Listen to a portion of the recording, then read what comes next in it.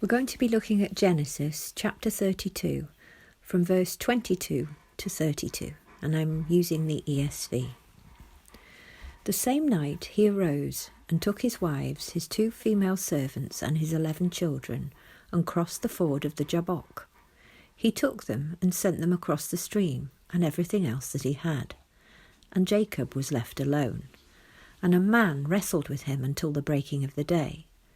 When the man saw that he did not prevail against Jacob, he touched his hip socket, and Jacob's hip was put out of joint as he wrestled with him. Then he said, "Let me go, for the day has broken." But Jacob said, "I will not let you go unless you bless me." And he said to him, "What is your name?" And he said, "Jacob."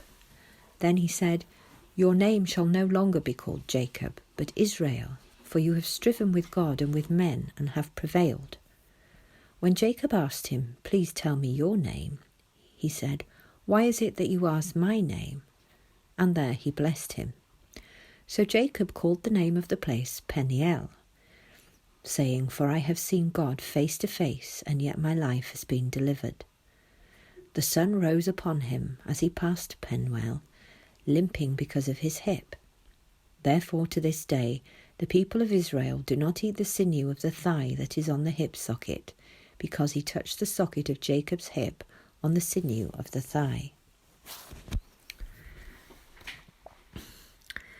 That night Jacob, like his grandfather Abraham, experienced a change of nature, and with it a change of name.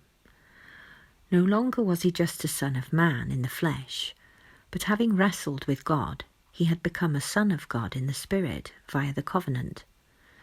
The Word came to him and came into him and changed his nature. Because of that, he had power as a prince with God and men. The hip joint or thigh was a sign of man's strength, and putting it out of joint, the Lord showed that Jacob's own strength was not the strength he needed, but the power of God and God's strength in him to prevail, as Jesus himself prevailed and overcame.